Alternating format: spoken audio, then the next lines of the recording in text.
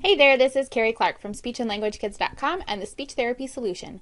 Today I am answering a question from Peggy. Peggy had a question about a kiddo she has who is able to answer questions about books and about very concrete things, but whenever she asks her questions about past events, she has no idea how to respond. She knows what happened, or at least she seems to know what happened, but she is not able to convey that and answer the question.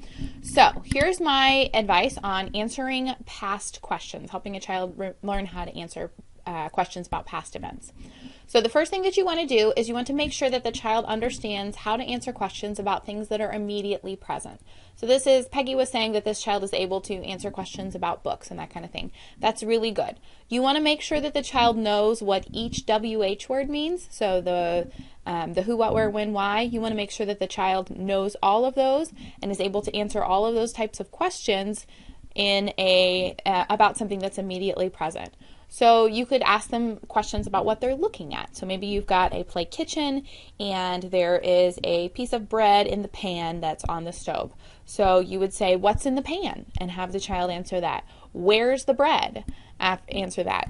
Who is cooking? So ask a bunch of different WH questions along with yes/no questions and make sure that the child understands how to answer those in just a regular situation that's where everything is immediately present. You could also do this with questions about pictures in books. So you open up a book, you're reading along, and you say, who's this? Or what's he doing? Ask those kinds of questions about books too so that you can practice that. You really want to make sure that the child has a good understanding of answering WH questions and yes/no questions with immediately present stimulus. And once the child can do that, then you can move on to past events. But if the child doesn't know how to do that, then that's where you need to work. You need to be working on teaching them how to answer questions about something that's right there around them. Okay, so let's assume that the child does have that basic understanding of questions. They can answer concrete questions, things that are right there. So then you can move on to asking questions about past events. Okay, so I have several different strategies that I'm going to list off here for how you can do therapy for answering questions with past events. These are not necessarily sequential. You could do any of these strategies, all of these strategies, none of these strategies, whatever you would like, and you don't have to do them in any particular order. But here are some things that I have used in the past to help kiddos answer questions about past events. So first, you can start with something that just happened, and I'm talking like 5 to 10 seconds ago, and ask what happened. So maybe you go, okay, watch me, watch, ready? What happened? What did I do? Okay, it just happened. So there's not going to be this memory lapse of, oh, I forgot what happened. It's just right there. And you say, oh, you jumped, or, whatever you want the child to respond with. So asking about something like that, and then gradually increasing the length of time between the question and the past event. So maybe I say, okay, watch me, watch.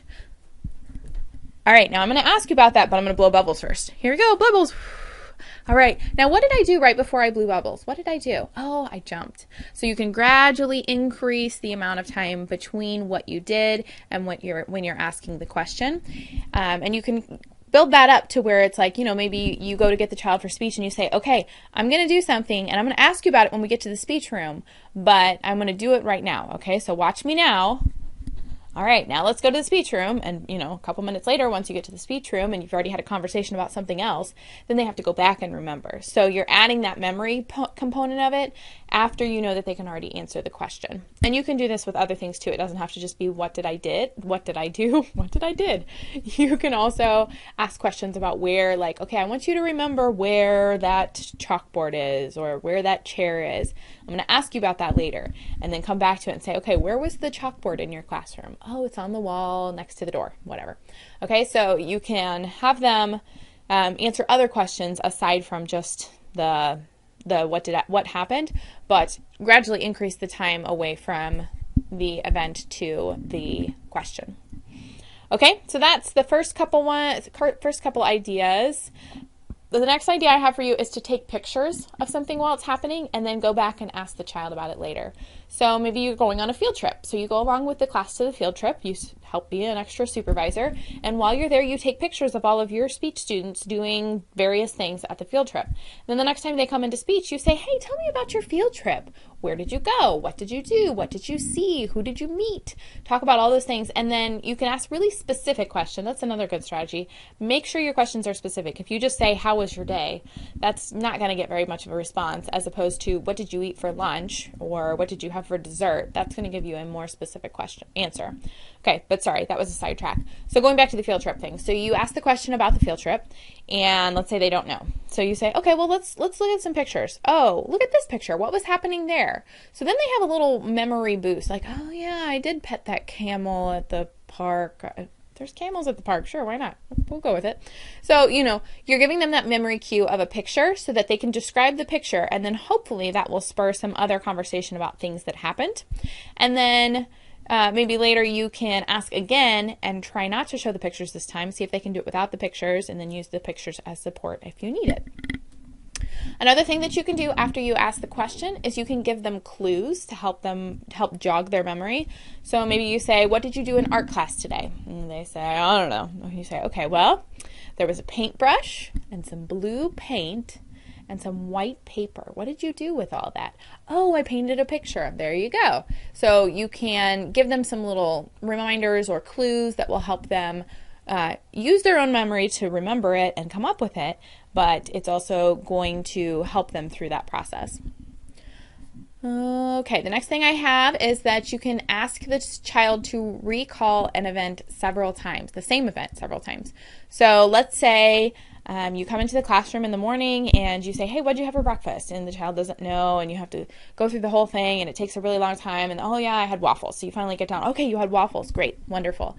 Now, let's say you come back into that classroom a little later in the day to get another kid, and you say, hey, so-and-so, what did you have for breakfast this morning? And hopefully it'll take a little less time to come up with waffles. Remember, we talked about it this morning. What was it? You put syrup on it? Oh, waffles. And then at the very end of the day, you see the kid walking by your classroom or your speech room on the way to the bus, and you say, hey, what'd you have for breakfast? And they go, waffles! That's what you want. So you want to ask the same thing over and over again so they get practice, because it's going to be easier each time they do it. And you want them to practice it when it feels easy so that they are used to coming up with these answers and being able to give you the answer of a question about something that happened in the past. Okay, and then the final tip I have for you is to work on sequencing common events and describing those sequences. So a lot of times when a kiddo is struggling with answering questions about past events, it may be because they're not able to put the events in order and sequence it and then tell you that sequence, and that's where the problem is lying. So if that is what the problem is with your kiddo, you will want to go in and teach them how to do a sequence and talk about it.